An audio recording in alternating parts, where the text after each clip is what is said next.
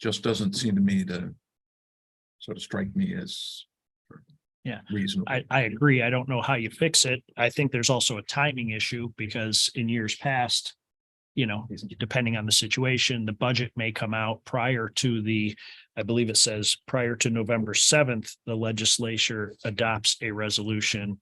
Sometimes a budget comes out, in mid-October, not often anymore, but certainly a budget could come out, a draft could come out prior to the adoption of this. Right. Well, and I think it's fair to say during our respective terms in the county legislature, that question of when the proposed budget comes out has been overlaid with politics about who's running for election, what's at stake. My only observation is to sort of go through this whole process and not get to a final point where everybody can rely on, this is going to be a recommendation. It's a resolution, correct, by the legislature. Is the resolution approved by the county legislature or by the county executive as well? In other words, this says the legislature adopts a resolution accepting, rejecting, or accepting in part. I believe the county executive, once a resolution is passed by the legislature, which is the first step, can either veto it, do nothing. So it's just like a local law then. Correct. It's subject to the county executive's approval. I believe it's similar. There's certain types of resolutions where they deal solely with like the internal structure of the legislature where the county executive doesn't approve, Right. The appointments, things like that. But I believe in the past, the resolution accepting these recommendations has gone before the county executive for approval. Yeah. And I mean, it looks like the process just with the first point, this report really is intended for the county legislature. A copy is provided to the county executive, but it's not really for the county executive. Right. And again, what sort of being careful about this, if the legislature's resolution is approved by the county executive, then the issue of including the salary increases in the budget becomes almost moot, right? If he or she, whoever the county executive is in the future, is on board with the recommendation, I would assume it's done. I assume it still has to find its way into the budget. Well, I agree with that, but Yeah. I would assume that he or she is committed to putting it in the budget by signing off on the recommendation. And I think I agree with all the sentiments, but I also think, those factors are really going to be outside the control of the commission. And, I don't want to get too hung up in the weeds on what's going to happen once our work's done here. And, I think, the inclusion of, that they may include is just to say that there's no legal obligation to do so, but that's not an indication to say that's the road we're necessarily going to go down. But Okay. I understand the point, certainly. I want to next kind of move on into the bulk of, or the primary purpose of the discussion, which is going to start with the page on mission and principles for the commission, which is essentially a draft report section.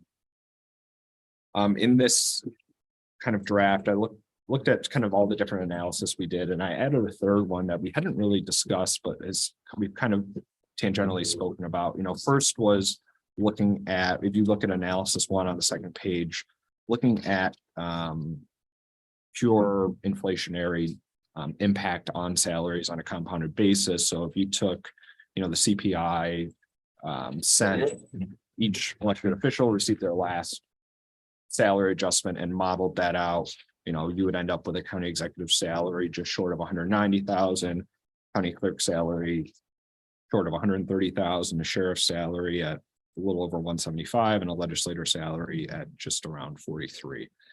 The second was using the county employee modeled salaries that we talked about in depth at our last meeting. Again, that brought the county executive to 199,200, county clerk 134,400, sheriff 189,900, county legislator 39,400. Third analysis was something that I just kind of started looking at in this last week, which is how the New York State retirement system does cost of living adjustments for retirees. they still are using the CPI data, CPIU index, but what they're doing is taking 50% of that index, and it can be no more than 3% and no less than 1% in any given year. So I did is I took the CPI data, again, went back to the year of last raise and applied that formula to those salaries. And that's how we ended up with a county executive salary of 156, 133, county clerk salary of 105, 390, a sheriff's salary of 137, 009, and a legislator salary of 28, 526. In the numbers I put forward for the committee's, consideration and further discussion really relies on that analysis, which has been labeled analysis number 3 in that report, with the exception of the sheriff, just because, where the sheriff's position is today at 149, 376, that would be a pretty significant decline. I think there's been more movement in the sheriff's position over these last few years, really 30 years, than there has been obviously in the other positions. Mhm. So the way the sheriff's salary was contemplated in this recommendation was the current step system, which we're recommending be dissolved, would bring the sheriff's salary to 153, 857 next year, a 3% increase. This recommendation would take into account that 2024 planned increase. And then if the committee so chooses and the legislature so decides to act on adopting a permanent cost of living adjuster, it would then continue to increase at the same rate as the other elected positions, kind of in perpetuity. So I think that kind of covers the bulk of the recommendations. Again, these are my opinions, my views on the matter. So I'd love to kind of open it up for discussion on, I guess maybe the best way to start is there a more favored analysis? Are these salaries within kind of the range that people were thinking? Is there more, kind of how do people feel about using, that cost of living adjustment using the retirement system approach, and not only to date backwards, but also moving forward? So looking at these, some of the proposed salaries look about what I thought was fair, with, I'm just going to say, with the exception of the county executive, that seems to be significantly lowered. I don't want to, just lower than I would have put it, looking at the other analyses and from my own kind of personal feeling about that it's almost a 24/7 job at some point, and there's a lot of responsibility. I also wonder if 156, if anyone in the organizational chart would be making more at that point. From county exec? I felt to kind of go back and forth. I don't know what the county attorney pays for. I think, probably the public health director would be the highest. I think that based on that Considerably more. scale, I think that goes into the low twos. And I understand Yeah. that. Medical Dr. examiner. Mendoza, yeah, of course. Is spectacular. So that was reading this, I was like, these all seem fair. That seems like an outlier in terms of being kind of the CEO of a $1 billion organization. When I was looking over these various analyses, which I think are very helpful, I'm glad you laid them out this way. I was reminded of what I used to see sometimes with business valuations or even real estate valuations, where the expert appraiser would use several different methods, maybe a market method, a capitalization method. I don't remember all the methods. But at the end, the appraiser wouldn't necessarily pick one of those methods.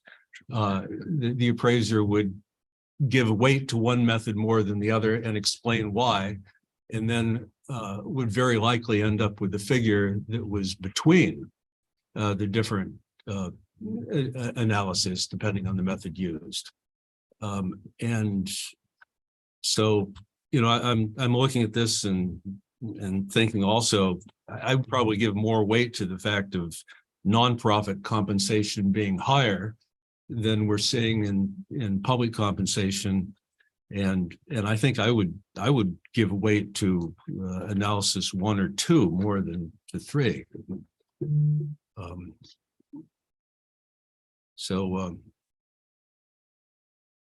That's just my comments. The figures that you come up with seem low to me.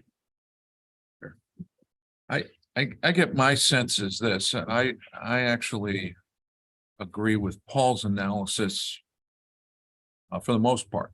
I mean, the legislative bump is in the range of 55%.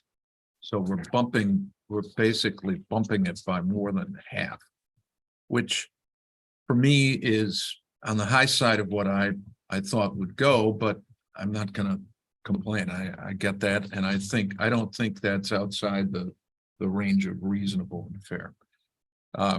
The county clerk, again, is about a third. I'm okay with that. I do agree with Paul that if you look at the range of basically 190-ish for the county executive under analysis 1 and 2, and the analysis under 3, which is the pension system calculation based on a restricted view of the CPI adjustment, floor of 1, top of 3, which that's the analysis, correct? It just seems to me that both the sheriff's salary and the county executive salary are less than that. And I would suggest that, even if we averaged the 3, 156, 199, 190, the number is closer to 170-ish. When you average those out, I haven't done the actual average, but it just seems to me that More like 180. yeah, it might be closer to 180, especially if you use the 199 number at the top, which is under analysis number 2. But I think this county executive salary is a bit shy. And I also think the sheriff's salary is shy. I know that we ended up in that 10-step deal with the prior sheriff, which was criticized at the time as kind of I'll be kind, a tool to make it less likely that anyone would be interested in running against him because they'd have to start at the first salary level, which was $30,000 less than the top. Whatever that analysis was, it seems to me that the 153 is significantly less than what the average would be, which would be more like closer to 160, maybe even slightly more than that. So I look at it as, I think you could, if you averaged it, the sort of 170 or 175 for the county executive, it's something like 165 for the sheriff would be consistent with Paul's analysis of trying to find the middle ground. And Again, just as an idea, I'm not just committed to any number. a couple points on the kind of the growth rates for exec, clerk versus legislator. I think one of the reasons why you see different deltas in the current to the proposed is because the last adjustment. So when you're looking at the CPI data for clerk and exec, you're going back to 2001 versus 89 for the legislator. So that's why just to kind of point to why, and that's why I included like the historical growth rates, just to show kind of this is the compounding increase year over year it would be. Yeah. And I think on the or sorry, go ahead. Well, one of the suggestions maybe to try with math is take a look at the sheriff and the county executive, and for that matter, the clerk's salary in 1989, and do the same math as you did with the county legislature. And I think you'll probably find that you're closer to those numbers, because the increases, When you say you're closer to the higher numbers. closer to the higher numbers, because I think you'll find that the raises that were given in whatever it was, 2001, were not done. We're not taking into account the things we're taking into account here. So I think that might be a way to have more consistent math. And again, I'm not committed at this point, but I think the consistency of the math is a justification that everybody can understand. Right. And to that extent, I think the consistency and the averaging of it seems to me to make sense. I don't know where the final number comes down, but there's a sense underlying it that everybody can understand, the public and the voters as well. And I think what I would say is the analysis of number 3 is, I think, well, Would agree. It's meant to be conservative, right? It's a pension fund. It's a limited amount of money for a large number of people, let's say. In this case, we're only dealing with a very limited number of elected positions. So to use that analysis versus the increase in compensation for employees of Monroe County, it doesn't strike me as the best of the options. I'm not saying we have to go directly with I'm sorry, analysis number 2, but that leads more likely to, yearly wage income as opposed to cost of living increases on a pension level for an entire state with many thousands of people involved. Yeah, I think sounds like we're all in agreement that, the sheriff, county executive, and perhaps the county clerk are a little low. I think we probably agree that the county legislature is more or less where we thought it should be. Right. I think, again, sort of talking practically, I think the 10 is a good number for the county legislature. I would expect that, I'm going to subtract that word. I would hope, go from expect to hope, that number is acceptable to the majority on both sides so that it works. And it seems to me if that's the increment, then it's easier to go with the increment that would get the county executive closer to the 175, maybe the sheriff closer to the 165 number, and the clerk maybe closer to 110. Again, I think Anthony's point is well taken. To the extent that we go back and trace it back to 89, we may get another justification for that. Sure. But let me just add 2 other things. First of all, I want to thank Jack. Jack, one of the things that happens in these kinds of things, somebody has to stick their neck out and put it on the line. You did that. I appreciate it. I think that's the kind of leadership that I certainly was hoping for, and you delivered. And the second thing, I just did a quick thumbnail sketch. If you followed the recommendation of, let's say, 175 for the county, 165 for the sheriff, 28.5 for the county legislature, and 110 for the county clerk. We're talking about a total budgetary commitment of less than $400,000. That's what it costs. And it seems to me to be paying public servants who are doing the work to make the county go and deal with all the issues that the county faces, go to the meetings, take their nights, take their evenings, go meet with their constituents, do the work that's required that the 3 of us that were on the county legislature saw. I think that's a very reasonable public expense for elected officials, for people who are putting their reputations, their lives, they're under a microscope. Their behavior, public and private, is always a part of who they are and what the public expects. I don't think that's unreasonable.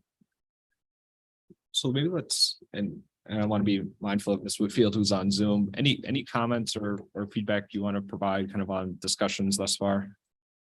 Oh, absolutely. I support the majority of the conversation. I do agree that the compensation for the county executive for analysis number 3 is a little bit lower than I expected as well. I'd say the other kind of outlier for me was also the compensation for the legislators with analysis number 3. I wanted to put that out there for discussion. I know at our last meeting, we talked a lot about just some of those increased demands on the legislatures. So I just wanted to put that out there for discussion. That was something that stood out for me as well, but everything else was in line after my review as well. Thank you. Mhm. So, I think in part of putting together this set of recommendations, I also contemplated, and this jumps a little bit into the policy discussion, but I think it's important to address here is, whether we recommend enactment of some type of an annual COLA on a go-forward basis. And I feel like it's probably a good idea to dovetail this conversation into that, because ultimately a no or no-go decision on that could impact ultimately the numbers we recommend, because we may not just be recommending a number that catches up to current demand, but also pushes forward into the next, 4 or 5 years or whenever a commission may again be convened. So, I'm not asking for an up or down vote on a recommendation on a COLA, but I just kind of wanted to get everyone's, sense and kind of feedback on where people stand on that. And is that something that, this commission may want to entertain in its final recommendation? I would say that I agree. I think it's a good idea to put in there as a recommendation, but acknowledging that the legislature, as it says, can accept all or part or none of the recommendation. So, I mean, as you mentioned before, it's going to be in their hands to decide whether or not that's something they want to put in. Realistically, I'm not even sure mechanically how that works, because next year there will be either the same or a different county executive who will have to propose a budget. And I'm not sure that, I don't know how you adopt, or I guess you would have to put in the charter COLA, which I don't even know if that's legal, because you can't give a raise in the charter. So, I think in principle, it's a good thing to throw out there. But I think practically, I think it's just that. I mean, it's just an opinion that we're going to give them, and I'm not sure how they enact that on a go forward basis. And I don't know if legal has an input on that. I mean, I would, a concern I have with the COLA is the provision of the charter that says effective date of compensation increases for the legislature. It is currently tied to following. Right. So there could possibly have to be other adjust, and that was kind of what I know I'm jumping into kind of that memo, but obviously we're not able, nor is it really our responsibility, so to speak, to say like, what is, we're giving them A, but what is B, C, D, and E, but I think just from a policy standpoint, I think I'm supportive of it. Just, I think two things. One, we talked a lot about kind of political will and, how we got to today is, 20 to 30 years, depending on the position of kind of failure to act. Right. Yeah. And I think by putting everyone in the same boat and everyone, taking the same cost of living adjustment, it does remove some of that. Some of the probably the political forces that got us to where we are today. Yes, is what I'm trying to say. what one of the solutions might be, in your point number 2, policy proposal number 2, where we talk about every 4 years, there should be a commission. Maybe in that recommendation, we can suggest the COLA concept as how we in this commission came up with our math. And so you're kind of giving them an underhand pitch and saying, okay, this is how we did it. You guys could do the same thing. Obviously, the next commission could do something completely different, but we're kind of giving the next commission some guidance, but not really giving a recommendation to, or not. It's not going to be a policy change by the legislature. And I think how I viewed kind of if we did a COLA, how, I think the commission still has a function. And I think that function is less on, let's get together and do this detailed math on see how much wage growth there's been since the last increase, but it's more how have the powers and duties of these positions changed in the last 4 years. Did a major town police department dissolve and the sheriff's office had to pick up an extra 100 deputies and add a new zone? Was there major criminal justice reforms that impacted how, juveniles are treated in the criminal justice system? What are some of the kind of the bigger macro changes that are going to ultimately have an impact on powers and duties of not only the offices, but the people they manage? And those commissions would be more responsible for kind of analyzing those trends over time. Right. To that point, I mean, the adjustments. legislature has contemplated going from 29 to 19 Sure. members in the past. Obviously, that would change things, but Right. So that's a Well, good point. Yeah. See, the other interesting thing from my point of view, I think the first budget I voted on when I was a member of the county legislature was $260 million. Yeah. It was, we thought that was a huge amount of money. It still is, right, Paul? Yes. 260 million. But my point is this, I'm not in favor of a COLA or recommending to the legislature a COLA, but this is where I agree with Anthony. Anybody who reconvenes this commission, as we have done, would look at the cost of living adjustment to justify an increase. My concern is I just don't like the notion that an elected body can rely on sort of the calendar to increase its pay or for inflation to increase its pay. What I would rather have is a conscientious choice in reflection based on the median change in CPI.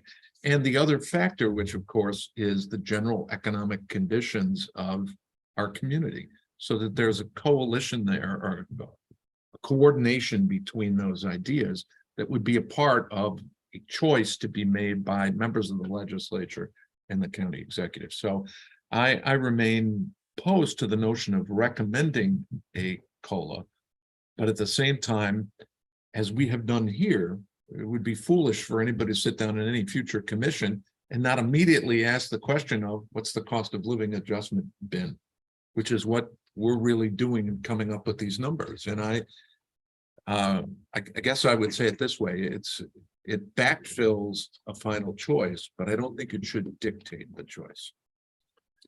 Can I speak to that as well? I'm generally in agreement with Mr. Dollinger on this, and I was thinking about this yesterday about the reasons that I'm just not comfortable with the automatic cost of living increases as part of a recommendation. And first, I don't think that an automatic raise is necessary because I think we're already in general agreement that this commission is going to meet again every 4 years if the legislature accepts our recommendation and the charter is amended. And if that happens, commission will have the opportunity to look at all this afresh in 4 years. And if 4 years doesn't seem often enough, we can make it 2 years or 3 years. I agree with Rick's point. We don't know what the economy is going to be over the next few years. We don't know what's going to happen with inflation. We don't know what the county economy is going to be. We don't know what tax revenues are going to be. And having automatic raises kind of pretends that isn't going to matter for the next several years. Indexed raises are often appropriate for lower level employees in any organization. Unionized employees, civil servants who are making a career of public service. I don't see those considerations as applying to elected county officials who are running the enterprise. And it's an enormous enterprise, $1 billion enterprise. Where the county clerk oversees several really important functions of county government, where the county executive is overseeing, couple dozen entities and having responsibility for that, in addition to all the political responsibilities that have already been mentioned. But, as a philosophical matter, I have an aversion to mechanisms that make it easier for elected officials to avoid making hard decisions. And this is a hard decision. I think there's no dispute about that.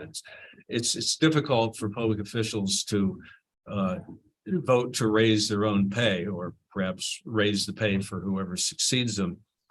But it's a trend that I don't like in government at all levels, where legislatures pass off hard decisions to supposedly independent commissions or to regulators, or defer to the courts, say, well, we'll pass this unless the courts decide. So yeah, automatic raises would relieve legislatures of a politically awkward responsibility, but I think it is their responsibility. And if another series of step raises is appropriate in 4 years, I have confidence in the next commission and the county legislators at that time to make that decision. I'd like to just recommend the raises that we agree upon and implementing them by steps, and not having a cost of living aspect for the future. That's my view. The only comment I would make is I don't think a cost of living adjustment would absolve the legislature of acting, because they still, as a matter of the charter and the budget process, have to vote on the and approve salaries as set in the budget. So even if they are, it would really just, I think, set a mechanism for proposing that increase, again, without, which we kind of talked about, one person having to say, the county executive or the legislature saying, I'm gonna put a number out there. It puts that number out there, and then it's up kind of for the legislature and the executive through the approval or veto process to say, yes or no. But any other kind of comments on the COLA? I smiled midway through Paul's discussion when he talked about punting things to the courts or to commissions or to non-political entities. And all I could think of was, I think I've spent my whole career watching that. Yeah. And it's as traditional a part of American politics as anything. But is in it the a world. good thing or is it a Well, bad thing? that's a fair question, and I come back to a simple agreement with Paul.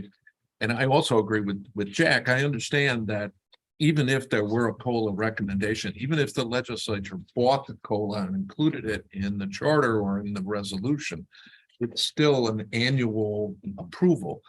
My concern is that I think that has the potential to reignite a political debate over, I don't want my 1%, or I don't want you to get it's just the firm number for the next 4 years. And I'll be blunt with everybody, the number for the county legislature is higher than I would originally had thought I would abide by. But if I knew it's for the next 4 years, I'll take it. All right, I don't think it's, as I said at the start, I don't think it's unreasonable. Let me just add, the recommendations for the leadership position, again, this is I will be castigated for this. This is minor money. This isn't a lot of money, and we're going to give an additional stipend to the president who has functional responsibilities as a representative of the legislature. Where minor increases in the legislative staff stuff, and I think this is reasonable as well. I don't have a problem with that proposal, Jack. And we're going to cut the legislative clerk out of the whole process. So that's really a legislative choice, right? That's their person. Yeah, I mean, it's the only non-elected position that's within the purview. It's traditionally been a range set, by between the clerk and the president, determine and submit that as part of the budget the legislature would approve, and ultimately the president would decide on that salary level. I'm all for that. Kick them out of the commission and let the legislature figure that. I had regarding what Mr. Britton was saying, are we proposing here step increases or in more than one, or we're coming up with a firm number? I just want to make Firm number. Yes. And then the only consideration is a COLA, but sure. I think different from a step increase where we view it from county employees, a new person coming in would not start back at the beginning. This would be, like Right. perpetual. Well, we're not doing two moves. Okay, So I wanted to make sure I understood, and then Mr. that's what I Britton's thought clear. it was, though. I think maybe I may have been under a misconception. I thought we were thinking of a fixed raise figure, say whatever it is, 175,000 for the county executive, to be implemented over 2 years. And I think. Weren't we talking about that last week, or did I I misunderstand? I'm the person responsible for that. I had talked about a step increase Two-step. in a 2-year period. But quite frankly, my concern, Paul, was that I would envision that as a primarily legislative step. But if we're going to go with a number that I look at, the 28,000 for the legislature for the next 4 years, I think that's fair.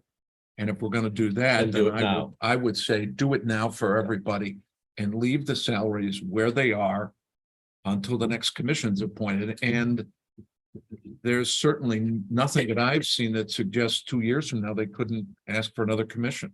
Correct. Yep. And I think that's the point. I think, unless legal feels differently, I don't think we have the ability, and nor does the legislature, just Right. by this recommendation, to give to implement another raise 2 years or 2.5 Can't years bind a from future now. legislature. Correct. Right. I would So say this is a one-shot deal. we recommend that these are the salaries until under the charter, the next commission makes a different recommendation. I'm fine with that too. Yeah, and I mean, I am in agreement now after good input from the other commissioners here that, a COLA is a bad idea to put in as a policy.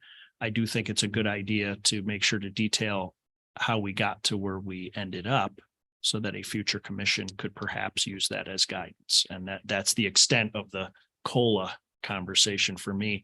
The only other 2 points that I wanted to make outside of the numbers was there was no mention in here regarding the reduction in benefits over the past 20 years for the elected officials, primarily, the legislature specifically. So when we're looking at, a 50% raise essentially for a legislature, that doesn't take into account the fact that they lost benefits. I know we haven't done a thorough analysis of that, so just a general We comment may not be able to put a number to it, but qualitatively. I think we but it can. has been, I would just agree with Anthony to mention that as a justification for, in essence, bumping up the legislature at a higher rate than we're bumping up the other. and we may not be if we go back and do the math from 89, but nonetheless, the benefits have changed significantly. I think that's an important justification that both justifies what we do and also gives the legislature, if they're questioned about why they did it, we've given them a justification to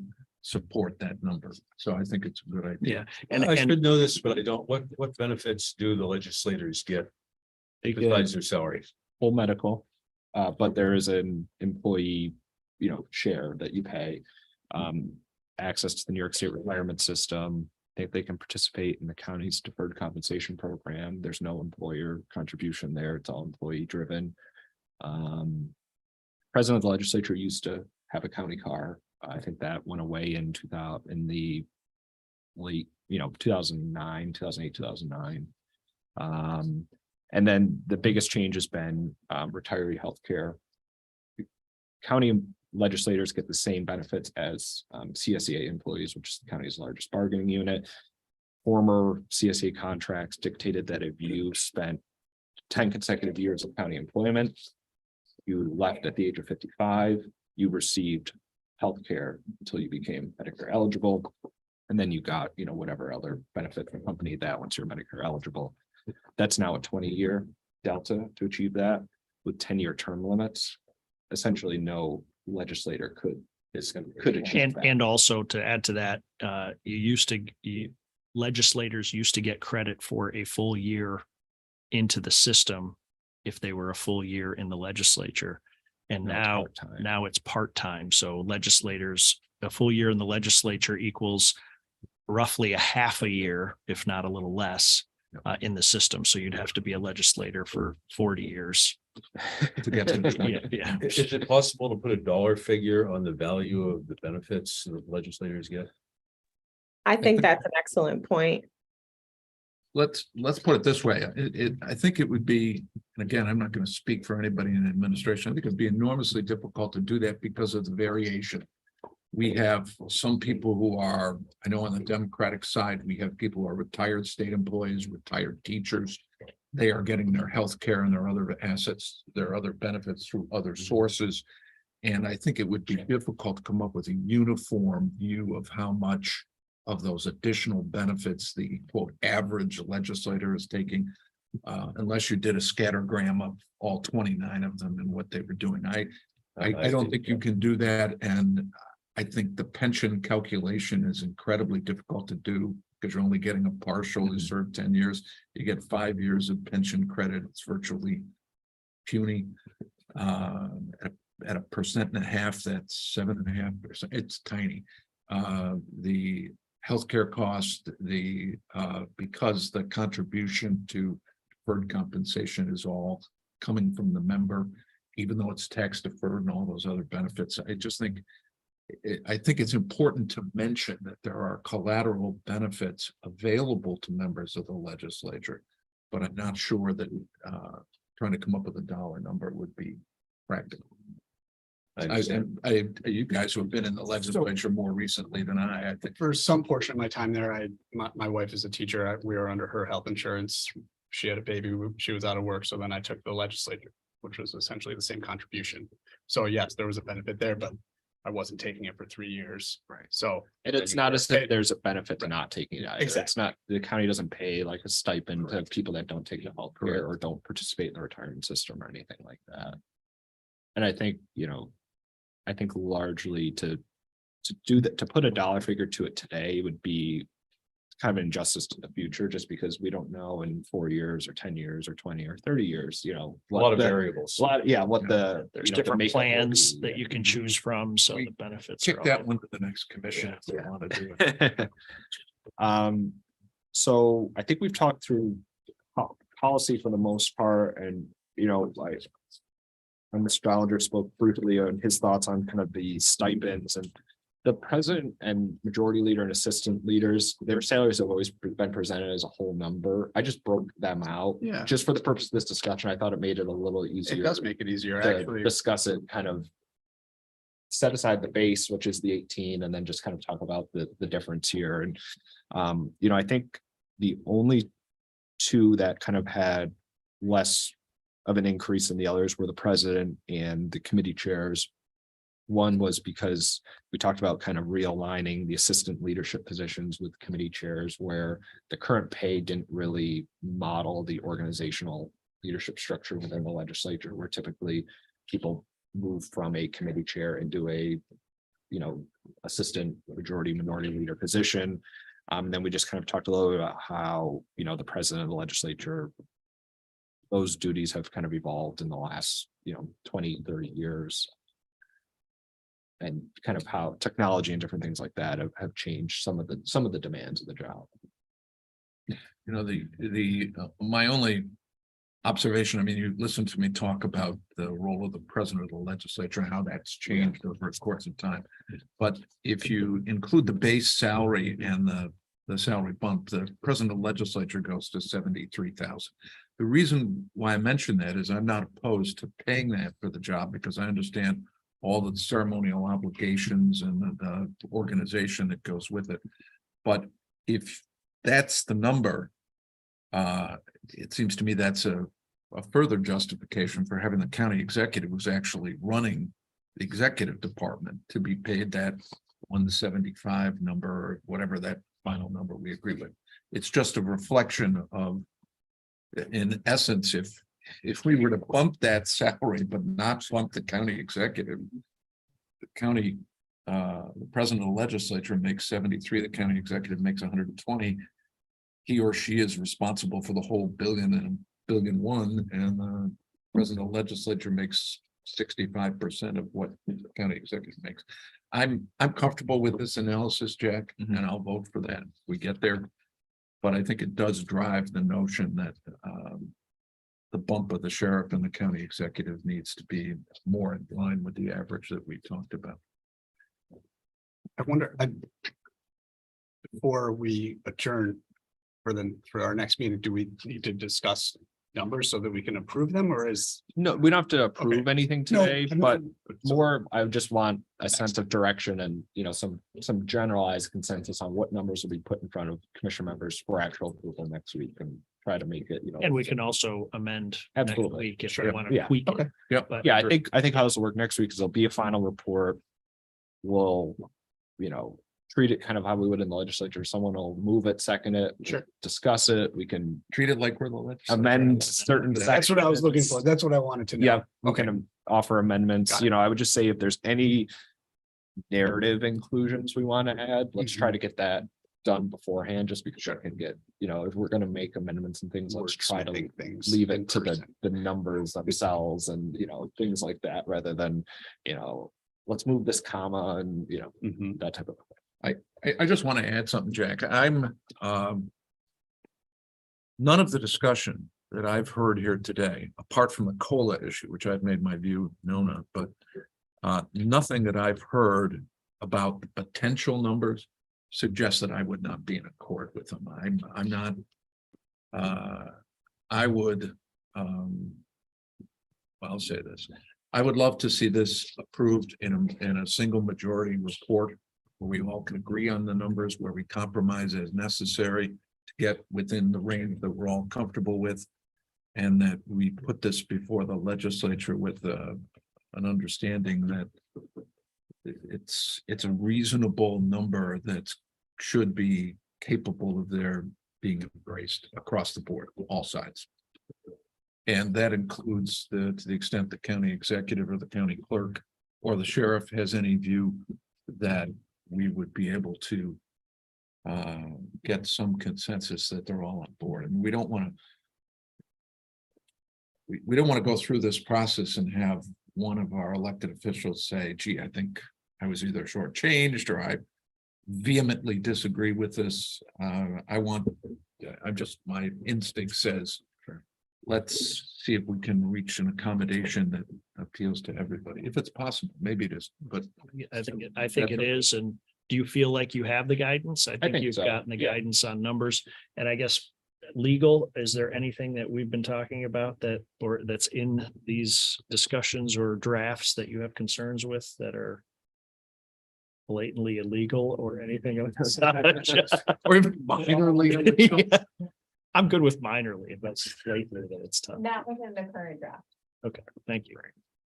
All right, we can go ahead and I think close, unless anyone have anything else, just close discussion on the draft reports and just see if there's any other matters come before the commission for today. I would just do one other thing. I would move that we authorize the chairman to redraft it in his discretion as he did with this draft, with the thanks that he got us to this point, and make a final recommendation based on the conversation here, consistent with the outline here.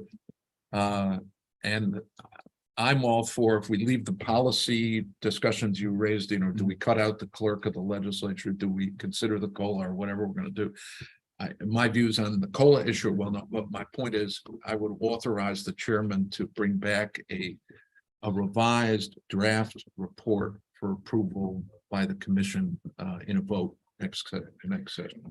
And just for the record, I think for me, the county exec would be closer to 190, the sheriff closer to 175, the county clerk between 110 and 120. And I think the county legislature in your draft is fine, but I'm just putting my opinions out there.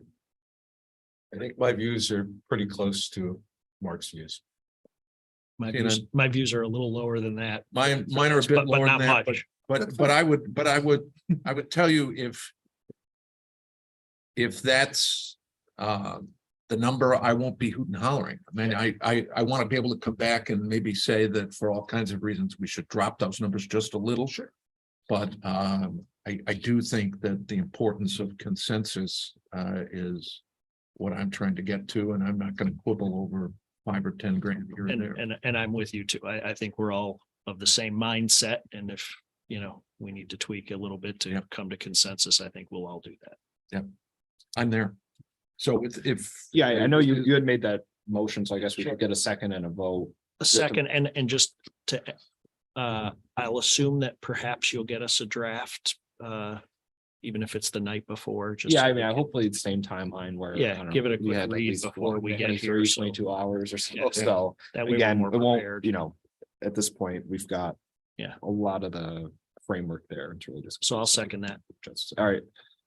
And so I guess the motion is to have the chair prepare a final draft report for the committee's consideration next week, taking into account the information contained in the report now and discussions had today. So all those in favor signify by saying aye. Aye. Any opposed? That motion we carries. get our video. Did you vote? Yeah. Okay. Any other matters that come before the commission? Thank you to the staff and Yes, legal. absolutely. I move we adjourn. All right. Seconded. Seconded by Mr. Moyle. All those in favor of adjourning, signify by saying aye. Aye. Any opposed? Meeting is adjourned and our next meeting is scheduled for May 31st, 2023 at